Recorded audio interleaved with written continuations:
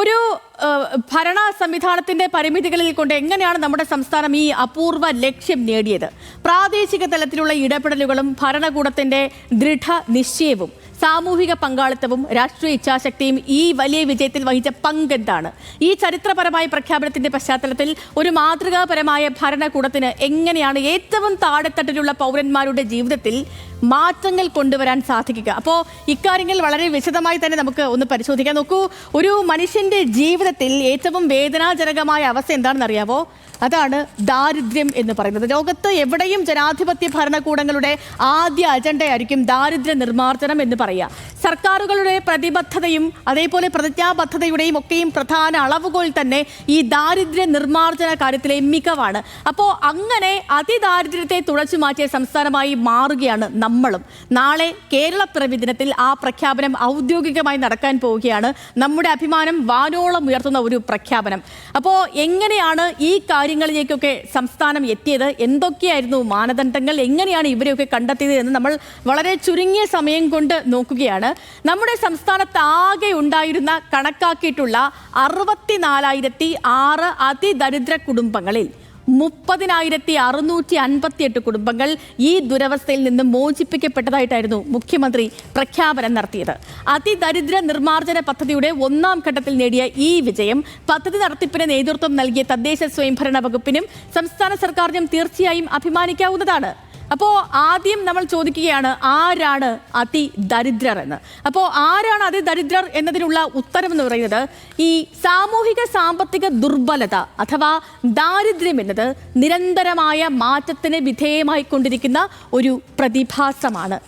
പൊതുവിലുള്ള ശേഷിയുടെ അഭാവം, അതിനെയാണ് നമ്മൾ ദാരിദ്ര്യം എന്ന് പറയാം.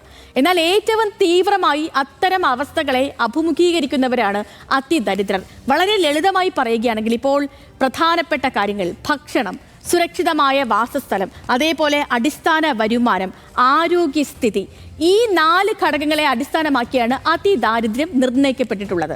അടിസ്ഥാന സൗകര്യങ്ങളും അവകാശങ്ങളും നിറവേറ്റാൻ കഴിയാത്ത, ബാഹ്യ സഹായം ഇല്ലാതെ ജീവിതം മുന്നോട്ട് കൊണ്ടുപോകാൻ സാധിക്കാത്തവരെയാണ് നമ്മൾ അതിദരിദ്രരായി കണക്കാക്കുന്നത്. ലോക ബാങ്കിന്റെ നിർവചനം അനുസരിച്ച് പ്രതിദിനം 180 രൂപയിൽ താഴെ വരുമാനത്തിൽ ജീവിക്കുന്നവരാണ് ഈ ഗണത്തിൽ വരിക, അതിദരിദ്രർ എന്നൊരു ഗണത്തിലേക്ക് വരിക. അതിദാരിദ്ര്യ നിർമ്മാർജ്ജനം പ്രവർത്തന വഴികളിലേക്ക് വരികയാണെങ്കിൽ 2021 നമ്മുടെ സർക്കാർ അതിദാരിദ്ര്യമില്ലാത്ത കേരളം യാഥാർത്ഥ്യമാക്കാനുള്ള പ്രവർത്തനങ്ങൾ ആരംഭിച്ചത്. 2016 നടപ്പാക്കിയ അഗതി രഹിത കേരളം, അതായത് അതൊരു ഒരു ദാരിദ്ര്യ നിർമ്മാർജ്ജന പദ്ധതിയാണ്. ഈ പദ്ധതിയിൽ ഉൾപ്പെടാതെ പോയ അതിദരിദ്രരെ കൂടി ഉൾക്കൊള്ളുന്ന ഒരു സമഗ്രമായ ദൗത്യമാണ് സർക്കാർ ഒരു പദ്ധതിയായി വിഭാവനം ചെയ്തിരിക്കുന്നത്. പൊതുസമൂഹത്തിന്റെ കണ്ണിൽപ്പെടാത്ത, അവകാശങ്ങൾക്ക് വേണ്ടി ശബ്ദം പോലും ഉയർത്താനാകാത്ത, അദൃശ്യരായി കഴിഞ്ഞിരുന്ന ഈ ചെറിയ ന്യൂനപക്ഷത്തെ കൈപിടിച്ചുയർത്തുകയായിരുന്നു നമ്മുടെ സർക്കാരിന്റെ പ്രധാനപ്പെട്ട ലക്ഷ്യം. പദ്ധതി പ്രവർത്തനങ്ങൾ വാർഡ് തലം മുതൽ സംസ്ഥാന തലം വരെ നിരീക്ഷിച്ച് ഏകോപിപ്പിക്കുന്നതിനായി ഒരു വെബ് പോർട്ടലും മൊബൈൽ ആപ്ലിക്കേഷനും ഇതിനുവേണ്ടി വികസിപ്പിക്കുകയും ചെയ്തിരുന്നു.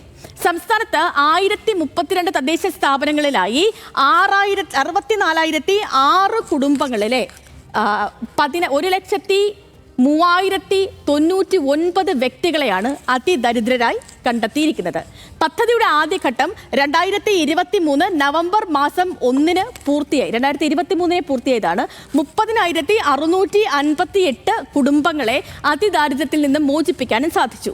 2025 ഓഗസ്റ്റിലെ കണക്കുകൾ പ്രകാരം 64,006 കുടുംബങ്ങളിലെ 53,027 കുടുംബങ്ങളെ ഇതിനോടകം തന്നെ ദാരിദ്ര്യത്തിൽ നിന്ന് മുക്തരാക്കിയിട്ടുണ്ട്. തദ്ദേശ സ്വയംഭരണ സ്ഥാപനങ്ങളും കുടുംബശ്രീയും വിവിധ സർക്കാർ വകുപ്പുകളും ഒക്കെയും ഈ പ്രവർത്തനത്തിന്റെ ഭാഗമായി, ഈ ഒരു മഹായജ്ഞത്തിന്റെ ഭാഗമായി മാറി. ഇനി എങ്ങനെയാണ് അതിദരിദ്രരെ സംസ്ഥാനം കണ്ടെത്തിയത് എന്നാണ് നമ്മൾ നോക്കാൻ പോകുന്നത്. അതായത് സാമൂഹിക സംഘടനാ പ്രവർത്തകർ, അതേപോലെ കുടുംബശ്രീ, അയൽക്കൂട്ട പ്രവർത്തകർ, വാർഡ് തല ക്ലസ്റ്റർ ചർച്ചകൾ എന്നിവയിലൂടെ സംസാരിച്ച് തയ്യാറാക്കിയ വിവിധ പട്ടികകൾ ഏകോപിപ്പിച്ച് പ്രത്യേകം തയ്യാറാക്കിയ മൊബൈൽ ആപ്ലിക്കേഷൻ വഴിയാണ് ഈ ഒരു വിവരശേഖരണം നടത്തിയത്, അതിദരിദ്രരെ കുറിച്ചുള്ള വിവരശേഖരണം നടത്തിയത്. ഈ പട്ടികകൾ വാർഡ് ഗ്രാമസഭകളുടെ അംഗീകാരത്തിന് സമർപ്പിച്ചതിന് ശേഷം 64,006 കുടുംബങ്ങൾ ഉൾപ്പെടെ അന്തിമ പട്ടിക 2022 ജനുവരിയിൽ പ്രസിദ്ധീകരിച്ചു. അതിദരിദ്രരുടെ പ്രശ്നങ്ങളും ആവശ്യങ്ങളും വ്യത്യസ്തമാണെന്ന് തിരിച്ചറിഞ്ഞതിന്റെ അടിസ്ഥാനത്തിൽ ഓരോ കുടുംബങ്ങളെയും നേരിൽ കണ്ട് അവരുടെ പ്രശ്നങ്ങളൊക്കെ കൃത്യമായി മനസ്സിലാക്കി അവരുടെ യഥാർത്ഥ ക്ലേശ ഘടകങ്ങൾ മനസ്സിലാക്കിക്കൊണ്ട് പ്രത്യേകമായ ഒരു മൈക്രോ പ്ലാൻ തയ്യാറാക്കിയാണ് ഇവരെ സുരക്ഷിത ജീവിതത്തിലേക്ക് കൈപിടിച്ചുയർത്തിയത്. അതിദാരിദ്ര്യ നിർമ്മാർജ്ജന പദ്ധതിയിലൂടെ ഭക്ഷ്യസുരക്ഷ പൂർണ്ണമായും നിറവേറ്റാൻ കഴിഞ്ഞു, ഉറപ്പാക്കാനായി കഴിഞ്ഞു.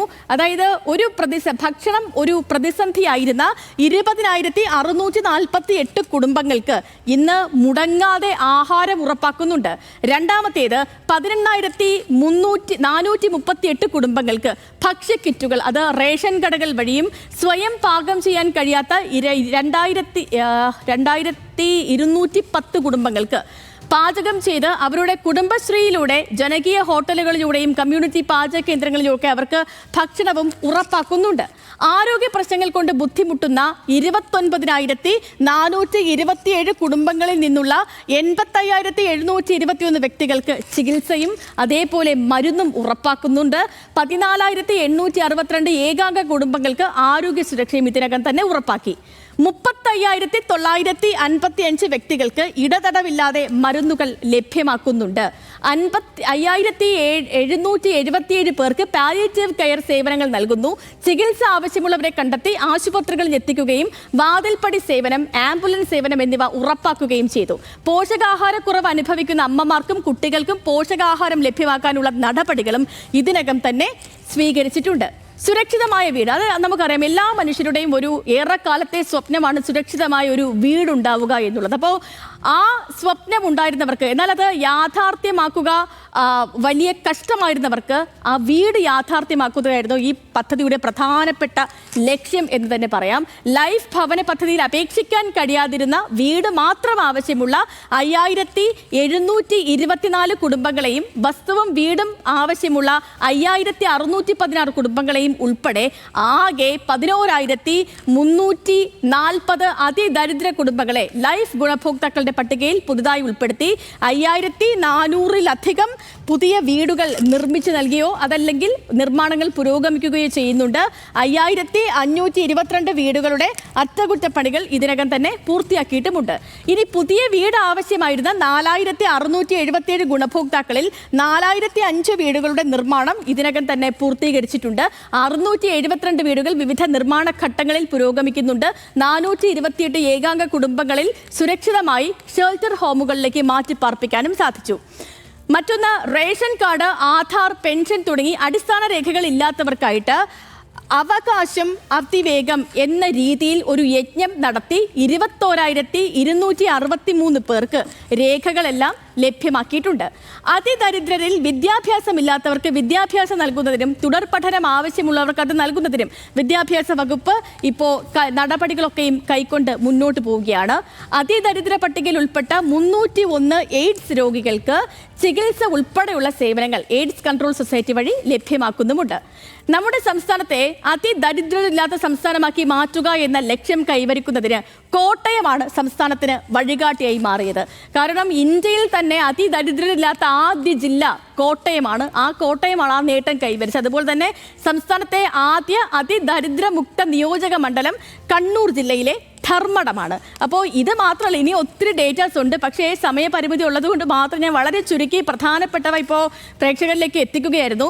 ആഗോളതലത്തിൽ ചൈനയ്ക്കു ശേഷം അതിദാരിദ്ര്യ നിർമ്മാർജ്ജന പ്രവർത്തനങ്ങൾ വളരെ സമഗ്രമായ രീതിയിൽ നടപ്പാക്കുന്ന രണ്ടാമത്തെ പ്രദേശം എന്നൊരു ബഹുമതിയും നമ്മുടെ സംസ്ഥാനം സ്വന്തമാക്കിയിട്ടുണ്ട്. സർവ്വ മേഖലയിലും നേടുന്ന മുന്നേറ്റങ്ങൾക്കിടയിൽ ഇപ്പോഴും കടുത്ത ദാരിദ്ര്യം അനുഭവിക്കുന്നവർ കേരളത്തിലുണ്ട് എന്നത് ആർക്കും ശുഭകരമല്ല, അല്ലേ? തദ്ദേശ സ്വയംഭരണ വകുപ്പിന്റെ നേതൃത്വത്തിൽ പുരോഗമിക്കുന്ന അതിദരിദ്ര നിർമ്മാർജ്ജന പദ്ധതിക്ക് എത്രയും വേഗം വിജയപൂർത്തി കൈവരിക്കാനാകട്ടെ എന്ന് ആശംസിക്കുകയാണ്. ഒപ്പം തന്നെ നമ്മുടെ രാജ്യത്ത് കേരളത്തിന്റെ സ്ഥാനം പ്രത്യേകമായി അടയാളപ്പെടുത്തുന്ന മുഹൂർത്തത്തിനായുള്ള കാത്തിരിപ്പാണ് ഇനി.